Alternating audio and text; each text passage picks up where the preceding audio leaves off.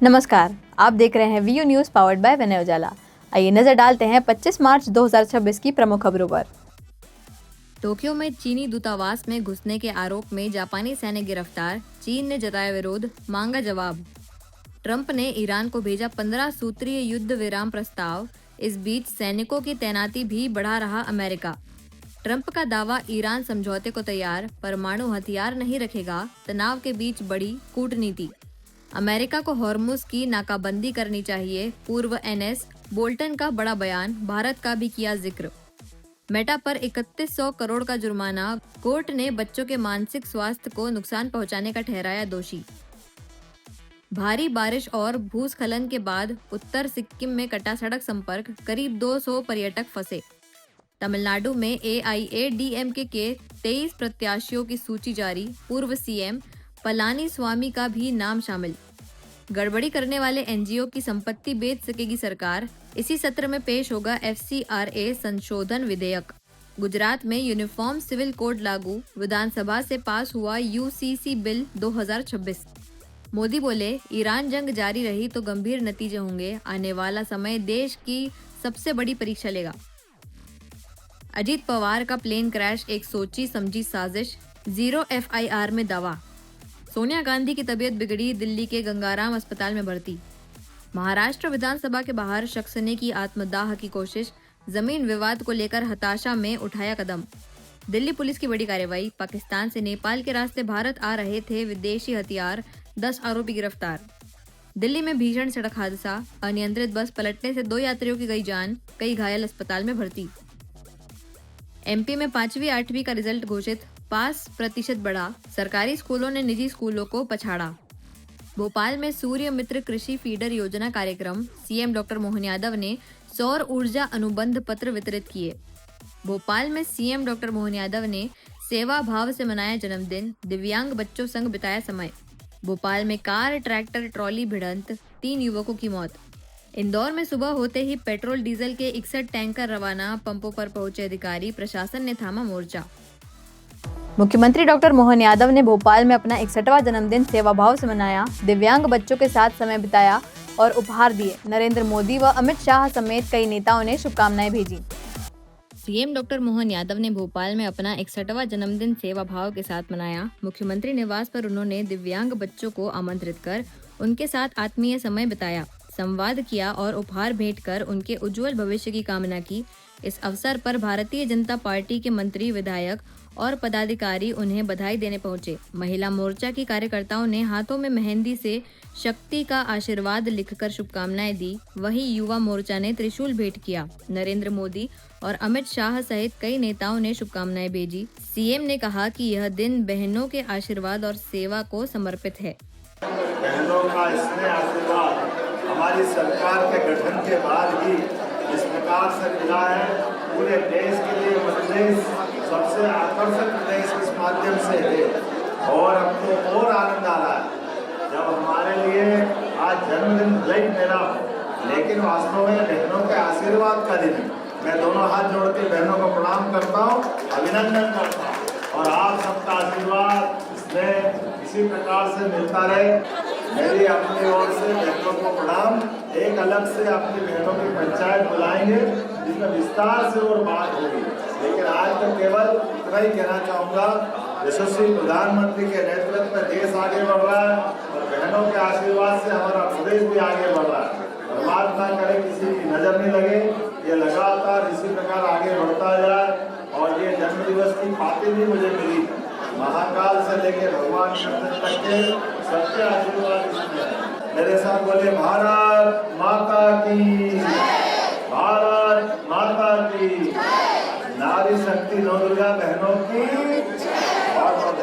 CM doctor Mohan Yadav की अध्यक्षता में सूर्य मित्र कृषि फीडर योजना कार्यक्रम हुआ। सौर ऊर्जा विकासकों को अनुबंध पत्र दिए गए। योजना से किसानों को निर्बाध बिजली और सौर ऊर्जा को बढ़ावा मिलने की बात कही गई। मुख्यमंत्री डॉक्टर मोहन यादव की अध्यक्षता में भोपाल स्थित मुख्यमंत्री निवास के संवाद भवन में सूर्य मित्र कृषि फीडर योजना के अंतर्गत विद्युत क्रय अनुबंध वितरण कार्यक्रम आयोजित हुआ। इस दौरान मुख्यमंत्री ने चयनित और ऊर्जा विकासकों को अनुबंध पत्र वितरित किए। उन्होंने कहा कि इस योजना के माध्यम से किसानों को पर्याप्त और निर्बाध बिजली आपूर्ति सुनिश्चित की जा रही है तथा प्रदेश में सौर ऊर्जा के जरिए बिजली की उपलब्धता बढ़ाई जा रही है। कार्यक्रम में नवीन एवं नवकरणीय ऊर्जा मंत्री राकेश शुक्ला ने मुख्यमंत्री का स्वागत किया। इस अवसर पर कैबिनेट मंत्री प्रद्युम्न सिंह तोमर सहित अन्य जनप्रतिनिधि भी उपस्थित रहे। मुख्यमंत्री ने योजना को किसानों के हित में महत्वपूर्ण कदम बताया। जब अपने इस नक्षत्र मंडल की तरफ देखते हैं और ऐसे में जब सूर्य के माध्यम से ऊर्जा के लिए इस बात की आवश्यकता पड़ती कि केवल हमारी बिजली की परंपरागत तर्ज पे क्यों बिजली दी जाए, ऐसे में जब किसान कल्याण वर्ष की घोषणा कर रहे हैं तो ये समान रूप से इतनी अच्छी योजना है।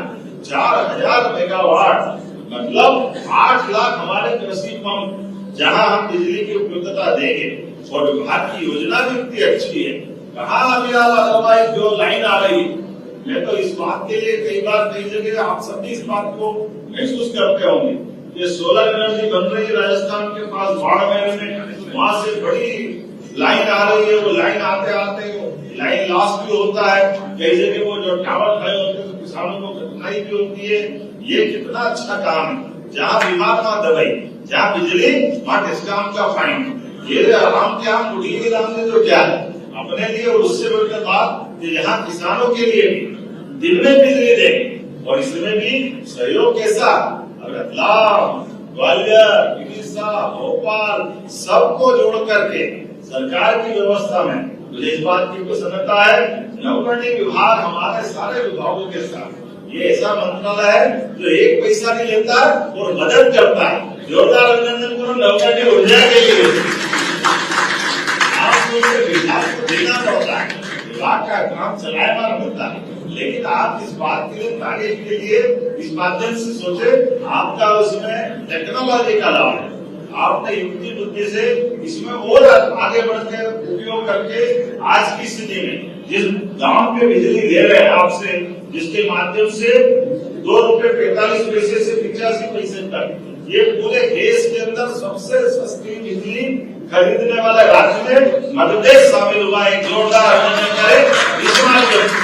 भोपाल में सीएम डॉक्टर मोहन यादव ने मध्य प्रदेश पर्यटन विकास निगम के टूरिज्म कैफे कल्चर हाउस का लोकार्पण किया।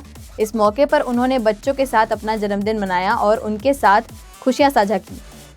सारे बच्चों के और ये आश्रम के लिए 5 लाख रुपए में देने की घोषणा भी करता हूँ, ताकि हमारी व्यवस्थाओं में और अच्छे से चिंता हो।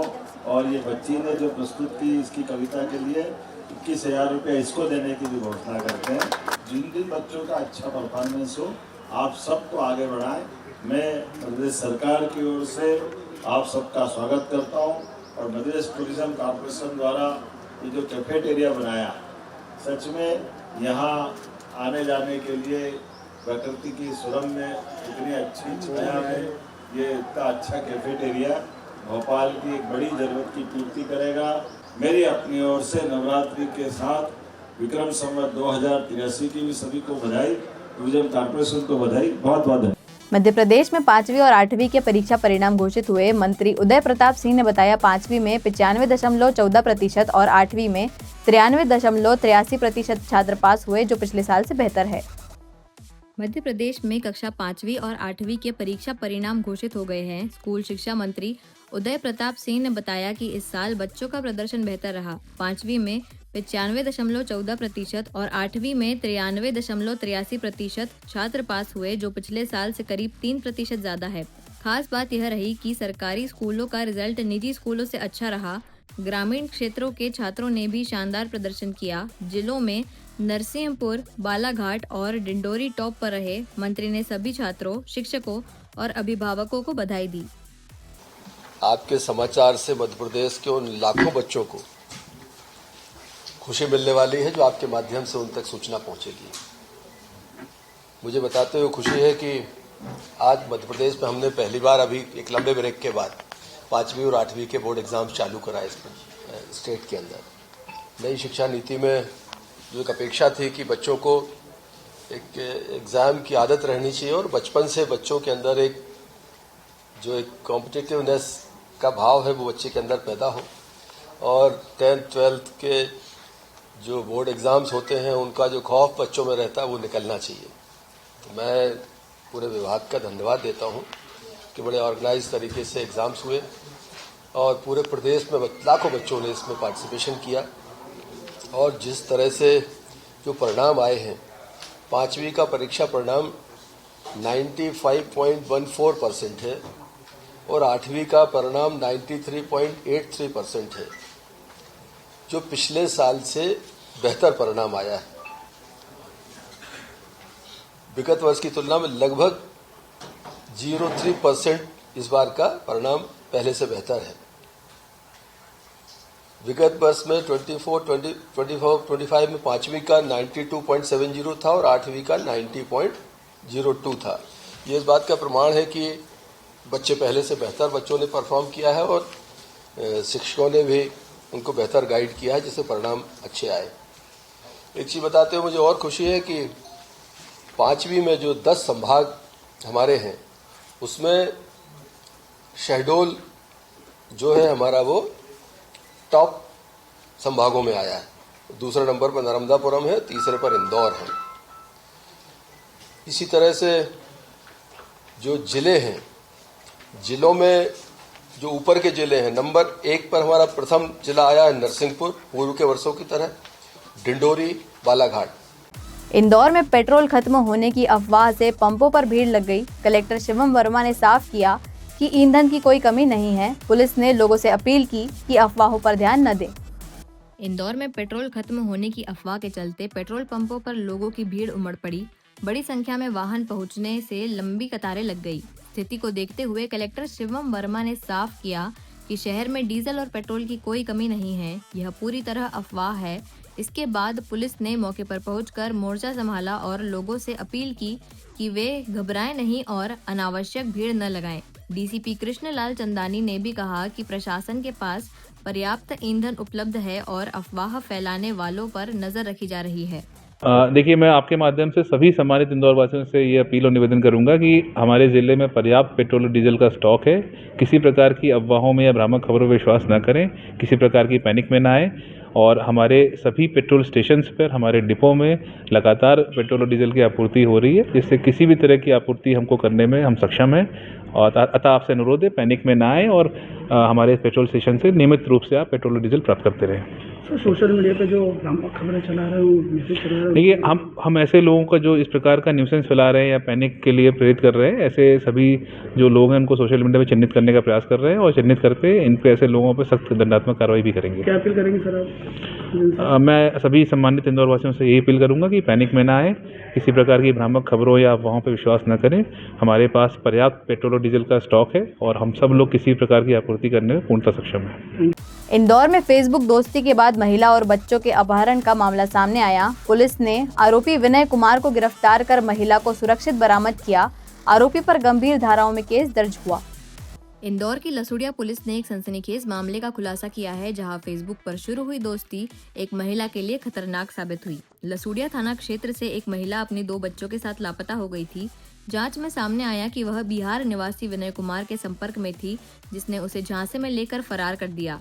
आरोपी लगातार लोकेशन बदलता रहा, जिससे पुलिस को 3 बार बिहार जाना पड़ा। तकनीकी जांच के आधार पर टीम कोल्हापुर पहुंची और महिला व बच्चों को सुरक्षित बरामद किया। आरोपी महिला को बंधक बनाकर अलग अलग शहरों में रखता था और दुष्कर्म करता रहा। पुलिस ने आरोपी को गिरफ्तार कर गंभीर धाराओं में मामला दर्ज किया है। लसुड़िया थाना क्षेत्र के अंतर्गत लगभग 1.5 महीने पहले एक घटना हुई थी, जिसमें कि एक दुष्कर्म का मामला पंजीबद्ध हुआ था। एक महिला की तलाश की गई, फिर उसके बाद उसको बरामद किया गया कोल्हापुर से। इसमें लसुड़िया पुलिस के द्वारा लगातार 1.5 महीने तक कड़ी मेहनत की गई। इसमें लगातार बिहार, झारखंड और सभी जगह, साउथ में तमिलनाडु और इसके अलावा कोल्हापुर में जाकर वो महिला मिली और फिर उसके बाद दुष्कर्म का मामला पंजीबद्ध हुआ और आरोपी को गिरफ्तार कर लिया गया है। कहाँ से? कोल्हापुर से बरामद किया गया है। Sir, 6,500 kilometre. देखिए, ऐसा में जैसा कि मैंने बताया कि बिहार, झारखंड और कहीं भी तमिलनाडु और इस तरह से लगातार पूरे किया गया, तब जाकर उसको कोल्हापुर से युवती को रिकवर किया गया।